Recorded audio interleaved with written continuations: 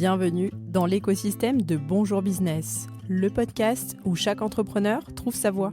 Ici, nous partageons le vrai visage de l'entrepreneuriat. Vos histoires, vos questions et vos ambitions sculptent notre contenu. Ce n'est pas juste un podcast, c'est une conversation, un échange d'expériences et de conseils pratiques à retrouver chaque matin pour performer dans votre business. Je suis Julie Stagnetto, votre hôte, et fière de co-créer ce podcast avec vous, les auditeurs. Installez-vous confortablement, le podcast dans vos oreilles, et c'est parti. Pour fêter le lancement de ce nouveau podcast et vous remercier pour votre écoute, nous vous offrons à vous qui nous laissez une review dans Spotify ou dans Apple Podcast l'accès à notre espace Notion que vous pourrez dupliquer pour optimiser votre stratégie de communication digitale. Alors laissez-nous une review, on n'a pas fini de vous gâter.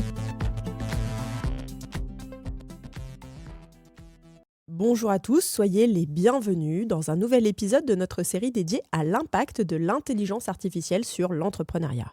Aujourd'hui, nous nous posons la question, comment l'IA peut-elle nous permettre, en tant qu'entrepreneur, d'avoir une longueur d'avance ? Jocelyn de Desconseils. L'IA est un outil qui peut nous aider à nous améliorer dans bien des domaines. L'IA peut, si nous savons l'utiliser, bien sûr, offrir un avantage compétitif, significatif aux entreprises, aux chercheurs, aux professionnels. Mais de là à penser que nous prenons de l'avance grâce à l'IA sur le reste du monde, en matière de business, de concurrence, je n'en suis pas si sûr. Je vous propose de passer en revue les différents pôles dans lesquels l'IA peut être un atout stratégique des plus précieux. Décryptons tout d'abord l'avantage concurrentiel de l'intelligence artificielle. Dans l'économie actuelle, rapide, n'est-ce pas, et axée sur les données, l'intelligence artificielle est bien plus qu'une simple technologie, c'est devenu un levier de croissance. Elle offre une compréhension plus profonde des marchés, elle prédit les tendances et personnalise l'expérience client à une échelle qu'on n'envisageait même pas auparavant. Bonjour, je m'appelle Annick Dario-Merlot.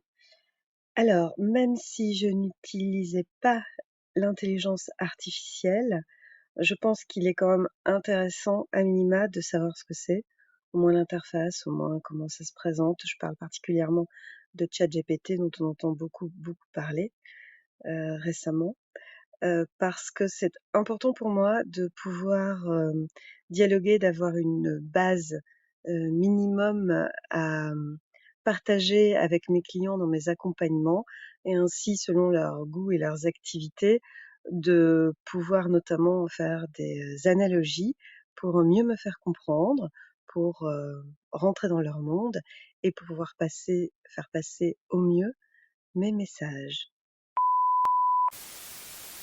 Bonjour, Violette Teofilovic, coach professionnel, société CBS. J'ai un point de vue assez tranché sur la question puisque j'ai compris assez rapidement que l'IA, c'est un petit peu comme Internet ou c'est un petit peu comme la digitalisation. Nous freinons des cas de fer pour y aller, mais en réalité, cela fait déjà partie de notre quotidien sans même que nous nous en rendions spécialement compte. En tant qu'accompagnateur d'entreprises et des humains, je me sentirais clairement non professionnelle si je ne me formais pas à cette technologie, puisque mes clients vont l'intégrer dans leur environnement, dans leur entreprise, comme un outil. Si je ne connais rien moi-même à cet outil, comment est-ce que demain je peux construire des interventions adaptées à mon client ? Comment je peux dire que j'accompagne le changement si moi-même je refuse finalement ce changement-là ? Ça me paraîtrait complètement incohérent. Un autre atout de l'intelligence artificielle, et sans doute l'un des plus grands, c'est sa capacité à analyser des données complexes et en masse pour en tirer des prédictions très précises. Cela permet aux entrepreneurs d'anticiper les tendances du marché et les comportements des consommateurs pour adapter rapidement leur stratégie. Je vous donne un exemple. Vous pouvez intégrer des outils d'analyse prédictive dans votre prise de décision. On pourrait commencer par des plateformes simples comme Google Trends, puis explorer éventuellement des solutions plus avancées comme BuzzSumo pour une analyse de contenu. BuzzSumo, c'est un outil d'analyse de contenu qui permet d'identifier les sujets tendances, de trouver des influenceurs et de surveiller ce qui est dit sur sa marque et sur ses concurrents. Bonjour business, c'est Nathalie. Je suis consultante, entrepreneur et notamment formatrice.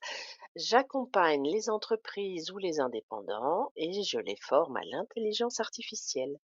En ce moment, je forme un monsieur de 77 ans qui est un chasseur de tête et un formateur. Ce vieux monsieur a pourtant bien compris, très dynamique, l'importance de l'intelligence artificielle. Il a compris que cette disruption allait chambouler nos métiers et il ne veut pas rater ce virage. Je suis donc en train de le former à ChatGPT. Ainsi, nous pouvons créer ensemble des parcours entiers de formation sur n'importe quel sujet.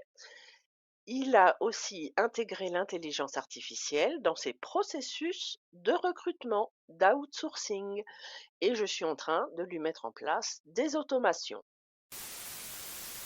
Troisième atout, l'IA permet la personnalisation à l'échelle. La capacité de l'IA à personnaliser l'expérience de vos clients est révolutionnaire. Utilisez l'IA pour personnaliser vos emails, les recommandations de produits et vos contenus peut considérablement augmenter l'engagement client et la fidélité. Je vous donne un exemple. Vous pouvez donc utiliser les plateformes comme Brevo ou Mailchimp que nous avons vues dans la série précédente, qui vous offrent des capacités d'automatisation avancées pour personnaliser vos campagnes d'emailing en fonction des comportements des utilisateurs. À ce sujet, je vous donne une info. Ce n'est pas le cas des outils comme Substack. C'est un outil qui est de plus en plus utilisé pour gérer des newsletters, mais qui ne permet aucun filtre. Il envoie tout et à tout le monde, et c'est la raison pour laquelle je ne le recommande pas à nos clients qui souhaitent mettre en place des campagnes de mailing. Je suis Céline Laréroy. Savoir utiliser l'IA aujourd'hui, c'est avoir un coup d'avance sur d'autres et notamment certains concurrents. Après, il faut pas tout focaliser non plus là-dessus, même si on ne sait pas encore tout sur l'IA et je pense qu'on n'est pas prêt à voir encore qu'est-ce que ça nous réserve comme surprise et des belles surprises très certainement. Mais en tout cas, ce qui est sûr, c'est qu'il faut apprendre à l'utiliser comme support, encore une fois, et parce que c'est un outil qui nous aide à gagner du temps, notamment dans notre productivité. Donc, il ne faut pas l'ignorer, il faut apprendre à l'utiliser, adapter son business avec et encore en faire un allié. Quatrième atout, nous l'avons vu dans l'épisode 2 de cette série, l'intelligence artificielle ne se limite pas à améliorer l'expérience client, elle transforme également nos opérations internes en tant qu'entrepreneur. De la gestion de projet à la comptabilité, l'IA va nous permettre d'automatiser des tâches routinières, de réduire les erreurs et de libérer du temps pour des initiatives stratégiques. Exemple, ce temps que vous dégagez peut notamment vous permettre de mieux accompagner vos clients sur des aspects de votre expertise qui offrent bien plus de valeur ajoutée que le fait de leur éditer des factures d'acompte et d'effectuer vos relances. Cinquième atout de l'intelligence artificielle au service de votre entreprise, la veille concurrentielle. Restez toujours un pas devant vos concurrents avec une veille concurrentielle propulsée par l'IA. Des outils comme Crayon et Spyfoo peuvent vous donner des insights uniques sur les stratégies de vos concurrents et vous permettant ainsi de réagir et d'innover en conséquence. Un exemple, vous pouvez configurer une veille concurrentielle avec Crayon pour surveiller les changements dans les offres de vos concurrents et ainsi ajuster vos stratégies. Bien entendu, tous les outils que je vous liste ici seront notés avec les liens dans la description de cet épisode. En conclusion, l'IA n'est pas juste un gadget technologique. Elle s'affiche comme une nécessité stratégique pour tout entrepreneur qui souhaite rester pertinent dans un marché en constante évolution. C'est devenu difficile de ne pas ressentir qu'en adoptant l'IA, on va gagner en efficacité. Alors que vous soyez pour ou contre l'IA, il est sans doute intéressant de commencer aujourd'hui à explorer comment l'intelligence artificielle peut vous donner cette longueur d'avance ou pas, et si elle est nécessaire dans votre segment. Coucou, c'est Delphine. Alors de façon générale, je trouve, que c'est important de se tenir au courant, des avancées technologiques telles que l'IA qui évoluent, super vite. Pour autant, selon la nature de l'entreprise, ses types de clients, ses activités, ça peut être, plus ou moins opportun d'intégrer l'IA à son activité et c'est à mon avis à étudier au cas par cas. Et je termine cet épisode en remerciant Delphine Moncorgé qui m'a aidé à l'éditer, ainsi que tous les co-créateurs et intervenants de ce podcast à retrouver en description de l'épisode. Merci pour votre écoute.